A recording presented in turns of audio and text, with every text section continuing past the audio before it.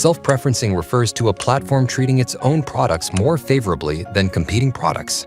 This occurs where the platform has a dual status, acting as both an intermediary and a seller. It's like a referee also playing as a player in a game. Self-preferencing can be broadly divided into 4 types. First is preferential placement based on non-public algorithms. The platform sets its algorithm to make its own products stand out, such as appearing higher in search results. For example, Google giving preferential placement to its own comparison shopping service by displaying it higher in general search results. The second type is identifiable preferential placement.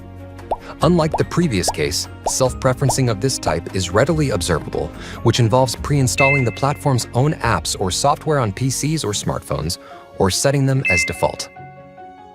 For example, Apple Music or Safari browser pre-installed on iPhones.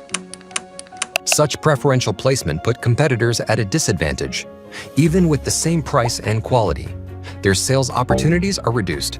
This can lead to increased costs for competitors, such as higher advertising expenses.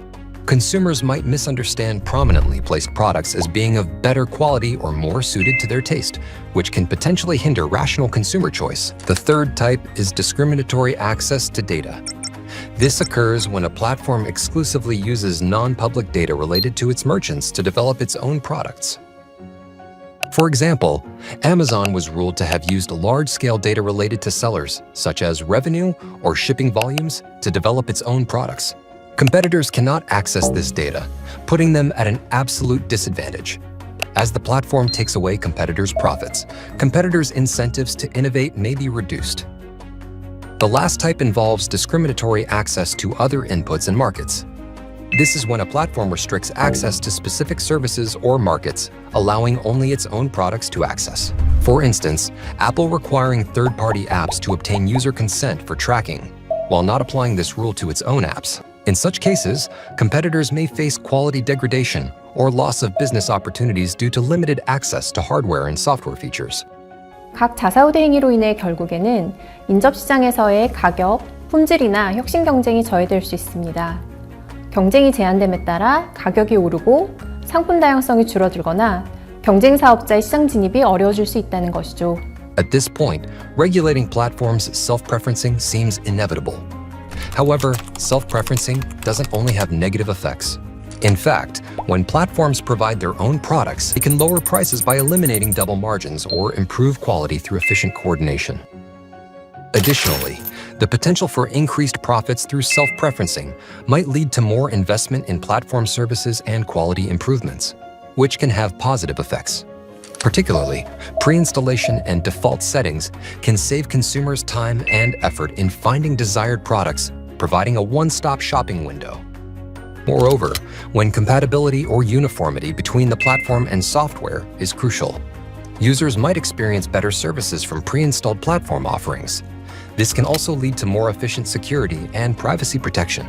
Furthermore, if platforms effectively utilize non-public data, they can discover opportunities in niche markets and launch differentiated products, which can lead to increased product diversity. 이처럼 플랫폼의 자사우대 행위는 경쟁 제한적인 효과와 경쟁 촉진적인 효과를 함께 가질 수 있고 전체적인 효과도 한 방향으로 단정 지을 수 없습니다.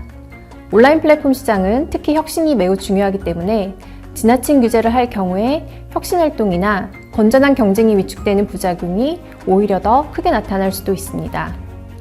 따라서 자사우대 행위를 일률적으로 무조건 금지하기보다는 기존의 시장 지배력 남용 행위와 마찬가지로 합리의 원칙을 적용하여 부당한 경우에만 규율하는 것이 바람직할 것으로 판단되고요.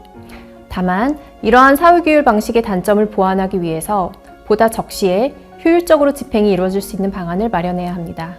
First, when defining markets and determining dominant firms, the focus should shift toward evaluating the economic effects of the behavior, rather than requiring excessive precision. There's also active discussion about pre-designating regulated operators, but as this risks hindering innovation in platform markets, it's advisable to limit this approach to specific types of behavior, where pro-competitive effects are limited. It's also important to specify prohibited activities clearly, given the various types of self-preferencing behaviors. Next, to mitigate enforcement challenges, consideration should be given to allowing competition authorities quick access to platforms' algorithms or data, and imposing obligations on platforms to retain relevant information. Lastly, easing the burden of proof for competition authorities and utilizing commitment decisions where businesses propose their own corrective measures can enable swift corrections. It can serve as an effective complementary tool in competition law enforcement. Online platforms have become an integral part of our daily lives. Now is the time for change to ensure fairness in these markets.